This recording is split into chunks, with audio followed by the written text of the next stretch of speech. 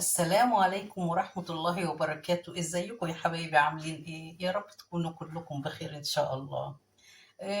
فيديو النهاردة ان شاء الله انا حابة ان انا اعمل لكم فيه بطاطا بالكريمة او بالبشاميل، يعني بس بالبشاميل الحلو. انتوا عارفين بقى فايدة البطاطا، مش هقول لكم عليها، هي فايدتها عالية جدا يعني، وبالذات لولادكم هتبقى مفيدة جدا. فإن شاء الله هنجيب أي كمية بطاطا، يعني أنا باجيب أي كمية. أنا باحب إن أنا أعملها في الكيس الحراري عشان بتبقى سريعة وطعمها جميل، وأضيف عليها معلقة سكر كده وأقوم مدخلاها الفرن، بتبقى سهلة وسريعة. وفي ناس تانية بتسلق بتقشرها وبتسلقها على البوتاجاز، بتقطعيها قطع صغيرة كده دواير كده وبتسلقيها عادي زي ما انت عايزة، المهم البطاطا في النهاية تستوي يعني. بس ومعايا كمية اللبن حسب الايه الصينية اللي انا هحتاج لها، يعني انا عاملة صينية النهاردة مش كبيرة قوي، فمحتاجة ايه سوائل حوالي 3 كوبايات. فانا عندي هنا مثلا كوبايتين ونص من اللبن، وعندي كمان ايه نص كوباية مية، ممكن تحطيها برضو لبن، وحط عليه طبعا المجموع بتاع دول 3 كوبايات، يعني انا عندي سوائل كده 3 كوبايات. فطالما 3 كوبايات لكل كوباية معلقة دقيق على طول كده، اعرفوها كل كوباية سوائل سواء لبن سواء مية لها معلقة دقيق، ولها برضو معلقة كبيرة سكر. يعني انا ايه حاطه 3 معالق سكر اهم بس كبار، ولو عايزين بقى انتوا تدوقها في الاخر، لو عايزين سكر اكتر ضيفوا عليها دي السكر دي حسب رغبتك انت. ومعايا حته قشطه بتاعت وش اللبن مثلا. ومعايا طبعا ايه ده السائل اللي نازل من البطاطا بيبقى طعمه مسكر وجميل قوي، هقول لكم هنستخدمه في ايه.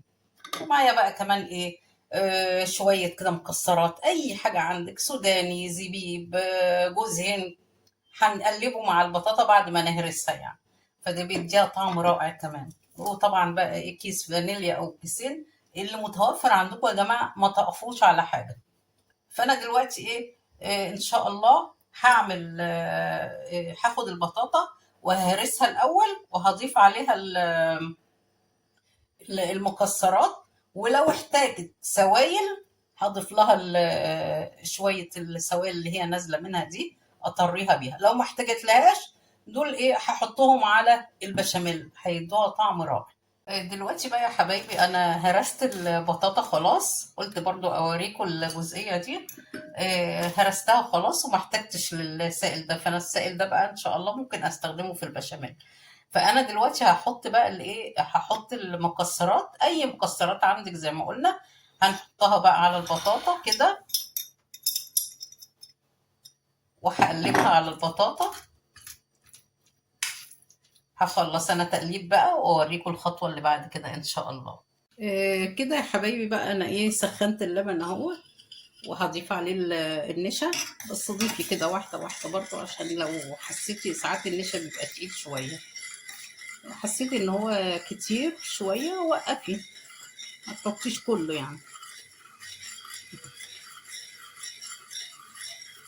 انا عشان كمان معايا سوائل تانية، فانا خايفه ايه اضيف كله. فانا وقفت اهو لانه تقل معايا، بس انا هضيف بقى الصوص اللي نازل من البطاطا كمان اهو، هيديله طعم ولون خطير. لو احتجت بقيه النشا خلي ايدك ميزان يعني. وبعدين انا بحط السكر اهو كمان، ال3 معالق اهو، ودوق. والله ان حبيتي تزودي سكر كمان زودي عادي، مفيش اي مشاكل خالص، ما تقلقيش يعني. ودايما يعني ايه ما تمشيش بالمعيار قوي، يعني خليكي كده ايه من كتر الخبرة بقى انت بعد كده مش هتمشي بمعيار، انت هتلاقي نفسك بتحطي الحاجة كده كروكي من غير ما تحطي معيار لحاجة يعني. بس احنا بقى بنقول المعايير ده عشان لو ايه لو البنات لسه صغيرين لسه بيتعلموا، فبنحاول ان احنا نقرب لهم المواضيع يعني تبقى سهلة عليهم يعني.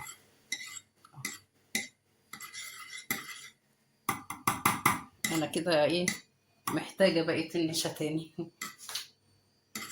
عشان انا حطيت السوائل اللي هي اللي نازلة من البطاطا، فانا كده اعتبر السوائل طلعت كتيرة شوية، فانا ايه حطيت بقية النشا اللي انا مجهزة عادي.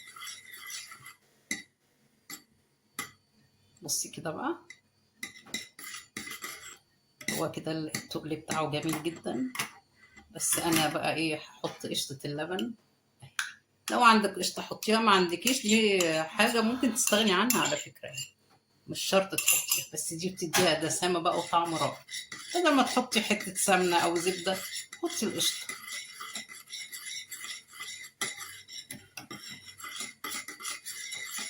بس. هو كده بقى جميل جدا.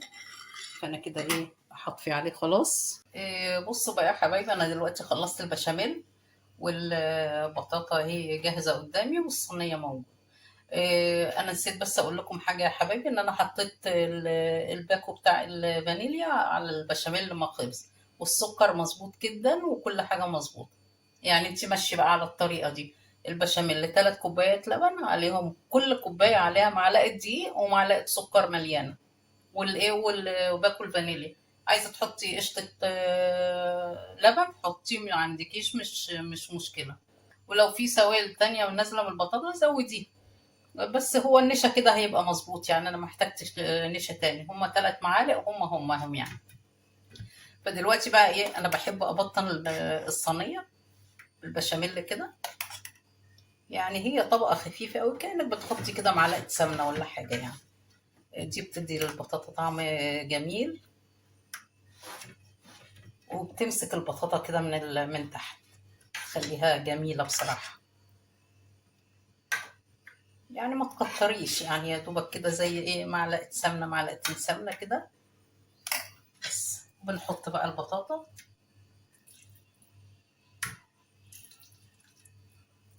انا بقى عشان ما اطولش عليكم الفيديو، هسوي البطاطا وارجع لكم تاني. دلوقتي بقى يا حبايبي، انا خلصت صينية البطاطا اهي، وسويتها. دلوقتي بقى هقوم حاطه بقى البشاميل كله على الوش، اللي باقي كله حطيه. لان هي كل ما تحطي بشاميل على الوش، كل ما تديكي نتيجة احلى. فهي بصراحة البشاميل بيديها طعم رائع وجميل جدا يعني. فأنا هسويه بقى كده يا حبايبي، وهرجع لكم. دلوقتي يا حبايبي، صينية البطاطا خلصت اهي. أنا فردت عليها البشاميل بطريقة جميلة يوم، يعني الصينية بقت شكلها حلو أوي وريحتها جميلة والله من قبل ما تستوي. إن شاء الله هتعجبكم بإذن الله. أنا دلوقتي هولع عليها الفرن على درجة حرارة 180. ويعني سيبيها لغاية ما تسخن قوي وتطلع دخان منها. تعرفي بالشكل ده بقى ان هي خلاص، هي محتاجة الوش يتحمر بس. واطفي من تحت من الفرن من تحت، وولع عليها من فوق لو اللي عندك الفرن العادي، اللي هو الفرن اللي هو بيولع من تحت لوحده ومن فوق لوحده. لو عندك الفرن الكهرباء، ولع عليها من فوق ومن تحت عادي يعني. بس فانا هخلصها بقى ان شاء الله، وهرجع لكم عشان تشوفوا شكلها النهائي. دلوقتي يا حبايبي، صينية البطاطا طلعت من الفرن اهي، شكلها جميل وخطيرة وريحتها جميلة جدا. بس هي ايه، الفرن عندي عشان مش مظبوط، فهي اتحرقت من النص شوية، بس مديلها شكل رائع برضو. انا دلوقتي في تركة انا عملتها، يعني ممكن تستغنوا عنها. انا بس عشان ولادي بيحبوها، فانا بجيب معلقة عسل، وبقوم حاطة على وش الصينية، وبقوم ايه وهي سخنة، واقوم موزعها على الوش بالراحة خالص كده، عشان الوش ما يتحركش مني وهي سخنة. ممكن دي تستغنوا عنها، ممكن تعملوها. في ناس بتحط سكر بودرة، وبصراحة هو يعني كفاية قوي السكر اللي جواها علشان سكرها ما يبقاش كتير. جربوها بقى يا حبايبي، هتعجبكم جدا ان شاء الله، وهي مفيدة جدا لكم ولولادكم. ان شاء الله. ما تنسونيش بقى، يا ريت في لايك وشير واشتراك في القناة. ونشوفكم على خير ان شاء الله في فيديو جديد ووصفة جديدة. والسلام عليكم ورحمة الله وبركاته.